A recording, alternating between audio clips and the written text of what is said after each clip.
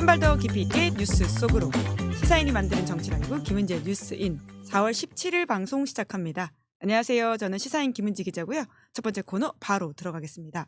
쏟아지는 뉴스에 어떻게 반응해야 될지 알려드리는 시간 뉴스 리액션입니다. 김여하 기자 안녕하세요. 네, 안녕하세요. 네, 목요일의 뉴스 리액터 김민아 평론가 안녕하세요. 안녕하세요. 네, 요새 유튜버로 거듭나고 계신다는 소문이 댓글창에 이미 제보가 들어와 있습니다. 저 뭐 어떻게 해야죠, 저도. 아니 이제 채널주가 되신 거예요? 그런 개념이 있어요? 채널주는 그냥 채널을 개설했다 이런 의미이긴 합니다. 딱히 개념은 아니고요.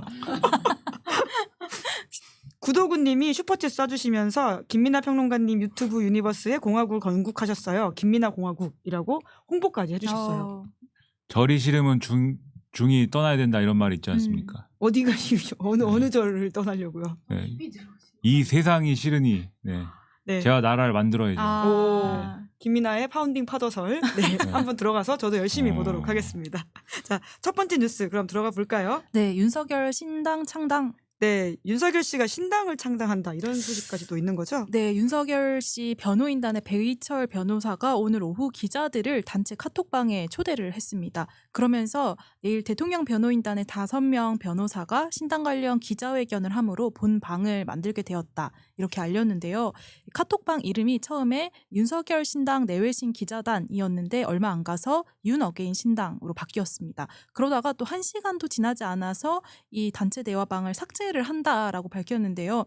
기자들의 동의를 구하지 않고 대화방을 연 건데 이제 문제 제기가 이뤄지자 이 배 변호사가 신뢰를 끼쳐서 죄송하다라고 하면서 별도의 방을 만들겠다라고 이제 밝혔습니다. 어쨌든 내일 이 신당 창당 관련한 기자회견을 열 것으로 보이는데 파면당한 전직 대통령인 윤석열 씨가 이번 대선 과정에 좀 어떤 형식으로든 관여를 하려고 하는 것이 아닌지 또 주목이 되고 있습니다. 그런 가운데 윤석열 내란 혐의 형사재판을 담당하는 지기현 재판부가 이 두 번째 공판에서는 취재진의 법정 촬영을 허가를 했습니다. 지난 월요일에 언론사 촬영을 불허하면서 이 특혜 논란이 일었는데 비판을 의식한 듯 이번에는 이 촬영 허가를 한 건데요. 그러니까 이제 다음 주 월요일에 열리는 공판에서는 이 법정 내 피고인석에 앉은 윤석열 씨의 모습이 공개가 될 예정입니다. 네, 윤석열 신당이 본격화되는 모습인데요. 혹시 이름 하나 지어주신다면 댓글창에도 여러 가지 이름을 제안해 주시는 분들이 많거든요. 원래 새롭게 나오는 정당에게는 이름이 굉장히 중요한데 혹시 내가 왜 이럴까? 너무 내외까? 오늘 또 줄이는 말이 굉장히 중요하긴 한데요. 내가 왜 이럴까당. 원래는 윤석열 신당이라고 공지를 했다가 이제 다시금 오해가 있다라는 취지였는지 윤핵 어게인이라고 우선은 가칭으로 놓긴 했습니다. 당명을 추천하지 않으시는 것으로 알고요. 그러면 이 창당은 어떻게 보십니까? 실제로 정치적인 역동성이나 가능성이 있다고 보십니까? 재밌네요. 네. 저도 재미는 있는데요. 그 이후에 대해서 좀 말씀을 해주셔야 될 것 같아요. 뭐 세상사가 마음대로 안 되나 보죠. 윤석열 씨가. 그러니까 내가 유튜브를 해야겠다 이렇게 생각하는 거랑 마찬가지 아니겠습니까? 갑자기 그쪽으로 튀시는 거예요? 그거 뭐 마찬가지죠 뭐. 네. 아니 김민아는 계엄도 안 일으켰고 좋은 방송을 하고 있는데 이 윤석열 창당과는 비교할 수 없는 거잖아요. 아니 이제 뭐 하여튼 세상사 마음대로 안 되니까 내 멋대로 해야겠다 이제 이런 생각을 하는 거잖아요. 그래서 이제 저 같은 사람의 스케일은 그냥 유튜브 채널을 만들어야겠다 뭐 이런 정도고, 윤석열이라는 자는 뭐 어쨌든 뭐 짧은 기간이지만 일국의 대통령도 해봤고, 여러모로 뭐 하여튼 뭐 검찰총장도 해봤고 뭐 아는 뭐 이런 사람도 많고 하니까 그렇다면 나 정도는 뭐 내 맘대로 하는 당을 한번 내가 만들어봐야겠다 뭐 이런 생각인가? 뭐 이런 기분이 든다는 거죠. 이 소식을 먼저 딱 보고서는 처음 든 생각. 왜냐하면 파면되고 나서 뭐 할 것 같아요라고 물어보면 다 그거 유튜브가 될 것 같아요 이렇게 얘기하지 않았습니까? 네. 근데 그 수준을 뛰어넘는 것이다. 그러면 제가 볼 때는 신당을 창당하면은 그거 유튜브는 자동으로 되는 거예요. 그렇잖아요.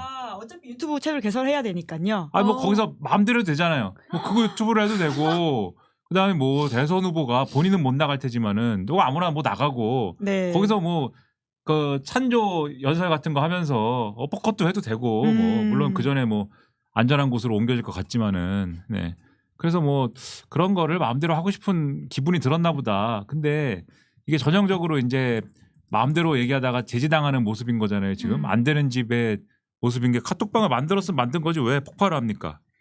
뭔가 전반적인 실무가 부족하다 보니까 왔다 갔다 하는 모습인 것 같습니다. 그러니까는 하고 싶다는 사람과 그거 하면 안 됩니다라는 사람들과 말리는 사람과 그래서 아내가 하자고 그래서 카톡방을 만들기는 했지만 이게 그냥 만들면 안 되는가 보다라고 깨달은 배 변호사의 결단과 뭐 이런 게 있는 거 아니에요 지금. 1시간도 안 돼서 네. 여러 가지 카톡이 올라왔더라고요. 그러니까 이게 뭐 잘 될 분위기는 아니고 오늘도 이제 언론 보도나 이런 걸 보면은 슬슬 이제 국민의힘에 있는 대권 주자들이 윤석열과 선긋기를 한다. 어제 발언들을 가지고 이런 기사들을 막 쓰거든요. 예. 근데 그건 뭐 그러고 싶겠지만은 뭐 잘 안 되는 측면들이 있겠죠. 하지만은 뭐 글쎄요 뭐 그런 기사도 나오고 하니까 좀 마음대로 일이 안 되는 그런 상황인 것 같습니다. 네, 얼마나 화가 나겠어요. 속상해서 답답해서 내가 직접 뛴다 뭐 이런 상황일 거라는 말씀이신데 제가 이름을 좀 추천해달라고 했더니 댓글창에 너무 많이 올라와서 저희 제작진들이 굉장히 웃음꽃을 피우고 있는데요. 좀 소개해드리면 내란 이당 그리고 박절하지 못했당도 있고요. 도리도리당, 사형이당, 개몽당, 애주가당, 찌개의 힘 뭐 굉장히 다양한 이름이 있습니다. 뭐 이런 식의 이름들이 있다고 하는데 아무튼 이 상황 자체가 워낙 코미디 같다 보니까 사람들이 이런 이야기들을 하고 있지 않을까라는 생각이 들긴 합니다. 자, 그러면 두 번째 뉴스 넘어가 보죠. 네, 대통령실 압수수색 또 실패. 아니 왜 또 실패가 됐는지 잘 이해가 안 가요. 네, 경찰이 어제 대통령실과 경호처 사무실 압수수색하기 위해서 10시간 반 동안 대치를 하다가 결국 대통령 경호처의 무산으로 저지가 됐습니다. 대통령 경호처의 저지로 무산이 됐습니다. 벌써 6번째인데요. 압수수색 대상이 바로 이제 경호처의 비화폰 서버인데 경호처의 밤대로 또 이 강제 수사가 발목이 잡히게 된 건데요. 그 배경으로 김성훈 차장이 주목이 되고 있습니다. 이 초유의 연판장 사태로 전날 사의를 표명하기도 했는데 아직 물러난 상황은 아닙니다. 그런 가운데 경향신문 보도에 따르면 경찰의 대통령실 압수수색을 막은 장본인이 다름 아닌 정진석 비서실장과 또 김성훈 경호처 차장이었던 것으로 이제 확인이 됐습니다. 두 사람은 현재 피의자로 입건돼서 수사를 받고 있는 인물인데 이 수사 대상이 된 인물들이 이 수사를 또 막은 것이어가지고 논란이 불거졌습니다. 한편 이 윤석열 씨 파면 이후 7일 동안 이제 관저에 머물면서 228톤이 넘는 물을 사용했다라는 사실도 알려졌습니다. 김영환 의원이 서울 아리수 본부로부터 제출받은 자료인데요. 지난 4월 4일부터 4월 10일까지 이 관저에서 하루 평균 32.6톤의 물을 사용을 했습니다. 이 기간 수도 요금만 총 74만 원이 넘는 것으로 집계가 됐는데 이게 일반 2인 가구 이제 사용량의 75배에 달하는 수준입니다. 파면 즉시 민간인이 됐음에도 불구하고 이 관저를 점유하면서 이 공공요금을 과도하게 쓴 거 아니냐 이런 비판이 나오고 있는데 무엇보다 이 물 사용량이 228톤에 이를 정도로 도대체 뭘 한 것이냐 하는 의혹도 지금 나오고 있습니다. 그러니까요. 일주일 만에 228톤을 쓴다고 하는 게 도통 상상이 안 가고 짐작이 안 가는데요. 왜 이거 어디에 썼을 거라고 좀 추측하시는 게 있으실까요? 근데 이제 분과는 뭐 228톤 이러면 와닿지 않아요. 근데 요금이 74만 5,240원 이러면 일주일 이제 만에. 일주일 만에 74만 5,240원 그러면 한 달이면 얼마예요 이게? 곱하기 살아면 하면 됩니다. 네. 한 달이면 300만 원어치. 그렇죠. 근데 이것도 뭐 요금 체계가 어떤지 모르니까 더 나왔을 수도 있고. 300만 원 어치가 수도세가 나온다는 걸 생각해 본 적이 없잖아요. 그다지 뭐 집에서 제가 물을 아끼고 있거나 그렇지 않은데 수도세 때문에 못 살겠다 이렇게 생각한 적이 없잖아요. 물을 펑펑 쓰는데도. 그런데도 이렇게 나왔다라고 하면 뭐 상상하기 어렵고 제가 볼 때는 뭐 모르겠어요 뭔지는. 근데 거기서 목욕탕을 운영했다 뭐 이런 거 외에는 상상하기가. 히노키 욕조가 실제로 나왔다 이런 보도가 있긴 하죠. 이사 갈 때. 근데 그 히노키 욕조는 뭐 별로 크지도 않은 것 같은데. 그래도 수천만 원대면 큰 거 아니에요? 아니 네. 크지가 않아서 더 그러니까 미스터리죠. 그게 무슨 수십 명이 들어갈 정도의 큰 욕조면은 그게 그런가 보다 할 텐데 그것도 아닌 거잖아요 지금 상황이. 그래서 부풀리기 의혹도 있죠. 예. 그래서 뭐 부풀리기도 부풀리기고 얼마나 좋은 그 자재길래 그게 수천만 원씩 하느냐. 예? 이게 무슨 뭐 무하마르 카다피 그 양반 죽었지만은 뭐 그런 데도 아니고 여기가. 제 생각에는 그거밖에 없다. 엄청나게 큰 대중 목욕탕을 운영했다라는 그런 상상밖에는 안 된다. 거기 뭐 사우나도 있고 그래서 거기 아니 계속 물을 그런 정도 규모에서 계속 틀어놔야 뭐 이게 무슨 하루 평균 32.6톤을 그래야 사용하는 거지. 이게 어떻게 뭐 할 때 써요 이거를. 네. 근데 저도 전에 듣기로는 파면된 윤석열 씨가 아크로비스타 가서도 그렇게 사우나 열심히 나온다는 말이 있더라고요. 뭔가 그런 걸 좋아하긴 하나 봐요. 사우나 아마 뭐 제가 뭐 이제 모르니까 관저에 뭐가 있었는지 모르니까 막 얘기하는 거지만 사우나도 있고 근데 사우나만 있어야겠습니까? 사우나만 있으면 안 되잖아요. 옆에 큰 뭐 예? 뭐 히노키 욕조는 이제 작은 게 하나가 있었을 것 같고 큰 뭐 욕탕도 있고 그다음에 혼자 하면 심심하잖아요. 그러니까는 우리 예? 이벤트 가이도 있고 경호처에 많은 이제 장정들과 함께 얘들아 해가지고 딱 이제 뭐 이렇게 하고 그러다가 이제 그 목욕만 하면 또 재미가 없으니까 이제 술도 한잔 하고 뭐 너무 황당한 상황이다 보니까 저희가 별별 추측을 다 하게 되는데요. 이런 국가와 관련되어 있는 재산 그리고 사실 국민 생과 관련되어 있는 부분이니까 윤석열 씨가 명확하게 이 부분에 대해서는 입증하거나 혹은 좀 이야기를 해야 될 것 같다는 생각이 듭니다.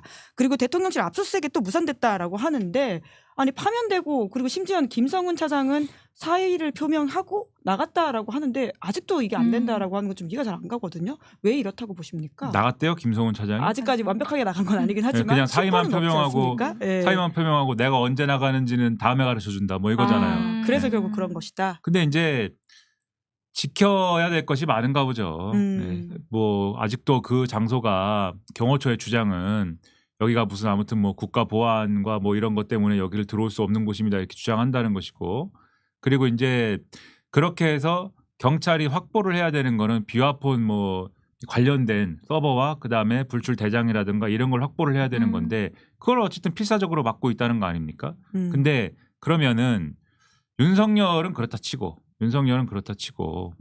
윤석열이야 이제 뭐 대통령도 아니고 뭣도 아니고 이제 나왔으니까 그렇다 치고 거기에 이제 적혀 있는 또는 불출 대장에 적혀 있는 또는 서버에 남아 있는 기록이라는 게 윤석열이나 또는 뭐 이런 주변 사람들의 것만 적혀 있겠냐 이거예요. 수많은 사람 뭐 수많은 것까지는 아니겠지만 다양한 사람들이 있을 거 아닙니까? 얼마나 많은 사람들이 비아폰을 썼습니까?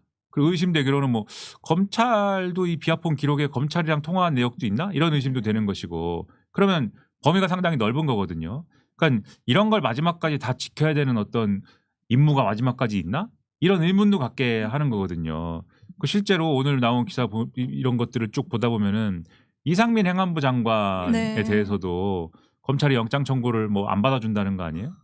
근데 그 왜 안 받아주는 거냐 이렇게 보니까는 그 삼청동 안가에 뭐 여러 번 갔다는 증거도 없고 그래서 CCTV나 이런 것도 뭐 없고 뭐 그리고 비아폰으로 뭐 계속 뭐 받아가고 통화했다 이런 것도 모르겠고 그래서 지금 청구해봐야 뭐 나오겠어? 뭐 이런 거잖아요. 검찰 입장은 경찰에 청구를 하는 데 있어서 그러니까 이런 것들을 다 연결을 해보면은 비아폰과 관련된 어떤 것들이 넘어가면 수사기관에 넘어가면 의외로 많은 게 나올 가능성이 있어서 그러는 거 아니냐 의심이 되죠.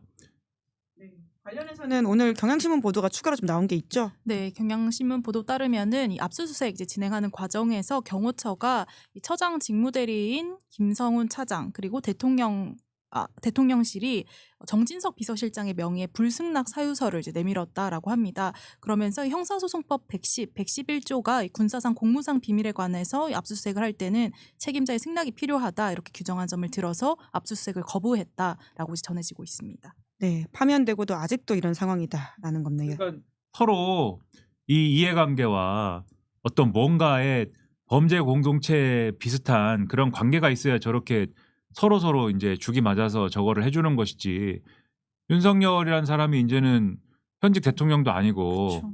파면돼서 이제는 안전한 곳으로 이제는 옮겨질 일만 남았는데 뭐 저런 것까지 이제 와서 수사를 방해하고 그렇게 하겠습니까? 이유가 있겠죠 저게. 네, 그런 추측만 된다는 거예요. 종식되지 않은 내란에 대한 상황은 세 번째 뉴스 키워드랑도 맞닿아 있습니다. 네, 윤석열 출금 출입국 본부장 돌연 사직. 왜? 네, 박성재 장관이 복귀한 이후에 관련자가 아직 출근하지 않고 있다. 이런 보도가 나왔죠. 네, 윤석열 씨를 출국 금지 조치한 배상업 법무부 출입국 외국인 정책본부장이 이제 사의를 표명했습니다. 박성재 법무부 장관이 지난 10일 탄핵 기각 결정을 받고 복귀한 직후인데요. 한겨레 보도에 따르면 이 복귀한 박 장관이 윤 전 대통령 출국 금지 관련 문제로 이 본부장을 강하게 질책을 하면서 경로를 했고 고함이 장관실 밖에까지 들린 것으로 이제 전해졌습니다. 배 본부장은 지난 14일부터 이제 휴가 중인 것으로 보여지고 있는데요.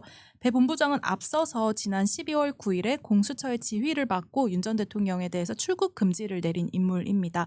그날 이제 국회 법사위에도 출석을 했는데 관련 질문을 받고 출국 금지 사실을 직접 밝히기도 했습니다. 법무부는 윤 전 대통령 출국 금지 기간을 그 이후로 연장을 해서 현재도 유지 중인 것으로 알려졌습니다. 네, 어제 저희 방송 출연하셨던 뉴욕 전 법무부 감찰관도 이 관련된 이야기를 하고 가셨는데 한겨레 보도로 더 좀 팩트들이 나오고 있는 것 같거든요. 실제로 윤석열 씨의 출국 금지와 관련돼 있는 부분이라고 봐야 될까요? 뉴욕 전 감찰관이 뭐라고 말씀하셨는데? 의심스럽다. 우선 이 사람이 사표를 낸 건 맞다. 네, 음. 그리고 아직 지금 돌아오고 있지 않다. 이런 이야기를 하면서 모종의 압력을 받았을 것이다라는 이야기를 하시던데요. 그게 출입국 관련된 일이지 않겠느냐. 사실은 윤석열 씨만이 아니라 김건희 씨와 관련해서도 의심을 해봐야 될 수 있지 않느냐라는 취지의 말씀을 하시긴 했습니다. 그러니까 오늘 한겨레가 단독 이렇게 해서 보도를 한 거잖아요, 이 내용이. 그 기사를 보면은 얼개는 지금 말씀하신 대로 업무 보고를 받는데 이 박성재 장관이 근데 이 본부장이 들어가서 업무 보고를 하니까 거기에 갑자기 고함을 지르고 이래가지고 그 다음부터는 나는 그만둔다 그러고 안 온다는 거잖아요. 그리고 법무부 사람들은 그 업무 보고 내용이 이제 출국 금지 관련 내용이었던 것 같고 그래서 법무부가 설명하는 거는 우리는 누가 출국 금지됐다라고 하는 거를 원래는 밖에 안 가르쳐 주는데 지금 가가지고 국회 가가지고 그 사실을 밝혔기 때문에 우리는 원래 법무부는 출국 금지 사실을 안 가르쳐 주는 건데 당신은 왜 거기 가서 얘기를 했느냐 이런 질책을 해가지고 거기서 이제 좀 이렇게 의견 충돌이 있었던 거예요. 이렇게 얘기를 하는데 그냥 그런 거라고 생각을 하면은 사람이 왜 그만둡니까? 그런 거 가지고 그만두지는 않죠. 그러다 보니까 지금 또 아마 그 이제 법무부 장관을 옹호하려고 하는 쪽에서는 원래 그만두려고 했어요. 뭐 이렇게 이제 갈 건데 아마 그런 식으로 갈 건데 그렇게 가면 이해가 안 되는 얘기인 거고. 근데 이제 이와 관련해서 이제 한겨레 기사 뒷부분을 보면은 지금 말씀하신 이제 뉴욕 전 감찰관이 과거에 했던 얘기나 이런 것들이 일부 인용이 돼 있어요. 그게 뭐냐면 처음에 본인이 이제 그만둘 때도 이 박성재 장관이라는 사람이 이분하고 이 출입국 관리 하시는 외국인 정책본부장하고 이 법무부 출입국 외국인 정책본부장하고 무슨 얘기를 하는 광경을 봤다는 거잖아요. 그리고 그때는 비상계엄 선포 직후인 것이고 그러면은 그 관련해서 비상계엄 관련한 어떤 지시나 뭔가 이런 것들이 있었는데 이분이 따르지 않은 거 아니냐 이런 의심을 할 수 있는 것이고 나아가서는 그러니까 요거는 이제 사실 확인이 안 되는 얘기인 것 같은데 한겨레 기사에서도 뭐 이런 얘기가 있다라는 점만 있고 이걸 확인하려고 전화를 해봤더니 전화를 안 받는다 그렇죠. 이렇게 있는 건데 이 관련해서 혹시 검찰에 뭐 이런 내용을 진술하거나 이런 것 때문에 그런 것 때문에 질책이 있었던 거 아니냐는 얘기도 있다 이렇게 표현이 돼 있거든요. 그래서 이 말씀하신 대로 출국 금지와 관련된 뭐 사실을 뭐 누설을 해서 그것 때문에 뭐 충돌이 있고 뭐 그것 때문에 박성재 장관이 아주 과도한 어떤 당신 가만 안 둬 이렇게 해가지고 이게 사달이 났을 수도 있는데 뭐 그런 거면은 이거는 왜 갑질을 하느냐 당신 그런 식으로 이제 이 하위직을 괴롭혀가지고 그만두게 했다라는 거는 그것 자체로도 문제다 이렇게 문제 제기할 수 있는데 그것 이상의 의심스러운 어떤 맥락이 있다라면은 이것도 앞서 말씀하신 것처럼 내란이 끝나지 않은 것이다 이렇게 갈 수도 있는 얘기여서 이것도 철저하게 내막을 파헤쳐 봐야 되는 거죠. 네. 그런데 오늘 내란 특검 또 이제 부결됐다라는 소식도 있습니다. 네 번째 뉴스 키워드 넘어가 보죠. 네, 뉴스타파 기자 위협한 권성동. 네, 권성동 원내대표가 지금 문제가 되고 있는 거죠. 네, 권 원내대표가 어제 뉴스타파의 취재를 거부하면서 기자의 손목을 잡아 끌고 가는 영상이 공개됐습니다. 이 영상에서 권 원내대표는 뉴스타파는 언론사가 아니다, 지라시다 이렇게 폄하를 하기도 하는데요. 이제 비판이 일자 권성동 원내대표가 취재 거부 의사를 밝혔음에도 무리한 취재 행위가 언론의 자유로 보호될 수 없는 악의적 행태다라고 말했는데 별다른 이제 사과는 없었습니다. 뉴스타파 측은 폭행과 상해 그리고 이 뉴스타파에 대한 명예훼손 혐의로 권 원내대표를 고소를 했습니다.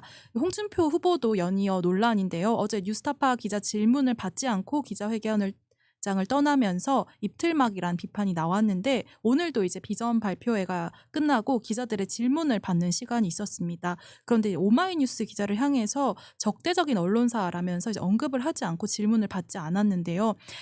아시아투데이, 스카이데일리를 향해서는 괜찮다라거나 또 적대적이지 않다라고 평하면서 이 질문을 받는 모습을 보였습니다. 그러면서 질문당하는 사람은 거부할 자유가 있다라거나 또 적대적인 언론들은 사실상 이재명 후보의 범죄 혐의를 묻지 않는다라는 취지로 항변을 하기도 했는데 관련해서 계속 이제 문제가 되자 오늘 한국기자협회가 이제 성명을 내기도 했습니다. 국민의힘 수뇌부의 행동은 집권 내내 잘못된 언론관을 드러내 보였던 내란 수계 윤석열 정부의 행태와 맞닿아 있다라고 하면서 상대적으로 약자인 여성 기자에 대한 폭력을 행사했다라는 점에서 더 문제다. 기자 폭행과 질문 무시는 국민에 대한 무시이자 폭행과 다를 것 없다라고 비판을 했습니다. 네, 저희가 2부에서 좀 더 자세히 다룰 예정이긴 한데요. 관련해서 좀 코멘트 해주시겠어요?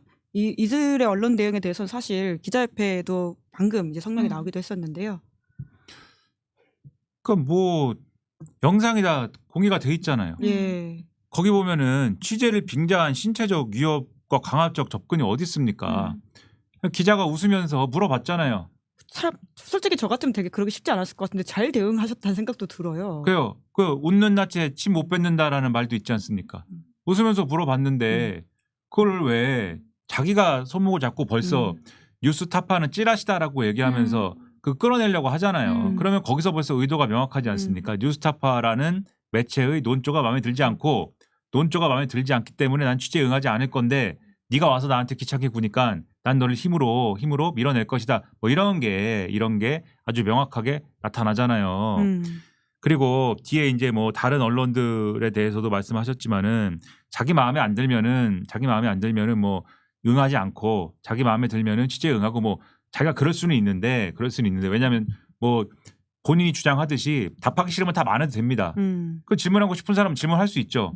한쪽은 질문하고 한쪽은 답 안 하고 그러면 되죠. 그런데 그걸 넘어서서 왜 폭력을 행사하냐는 거예요. 폭력을 행사하잖아요. 그것도 본인은 뭡니까? 본인은 어쨌든 당의 이 유력한 공당의 원내대표이고 유력한 공당의 원내대표이면은 국민의 알 거리를 위해서 어쨌든 간에 그게 뭐 법적 의무나 이런 건 아니지만 언론의 질문에 답해야 될 의무나 이런 것들이 있는 거잖아요. 근데 그런 것들을 등한시하는 행위를 하면서 마치 자기가 무슨 엄청난 피해를 당한 것처럼 이렇게 주장하는 거는 제가 볼 때는 자유민주주의를 뭐 입만 열면 말씀들을 하시던데 이분들은 자유민주주의를 파괴하시는 분들이에요. 자유민주주의는 언론의 자유가 없이는 작동할 수 없는 게 자유민주주의인데 완전히 자유민주주의를 계엄으로 파괴하고 바이든 날리면으로 파괴하고 여당을 장악해가지고 파괴하고 이 수사기관 권력기관을 다 박살내가지고 파괴하고 완전히 자유민주주의를 박살낸 사람들이다. 그걸 또 보여주는 거예요. 이거를 가만두면 안 되는 거죠. 네. 고미고야님이 폭행이 정확하다 이렇게 불러야 된다 이렇게 말씀을 해주시기도 했습니다. 김민아 평론가의 또 자세한 평론은 김민아 유튜브를 들어가서 그러면 보는 것으로 하고요. 오늘은 여기까지 하도록 하겠습니다. 두 분 수고 많으셨습니다. 고맙습니다. 감사합니다. 예, 저는 광고하겠습니다. 무조건 써야 하는 인터넷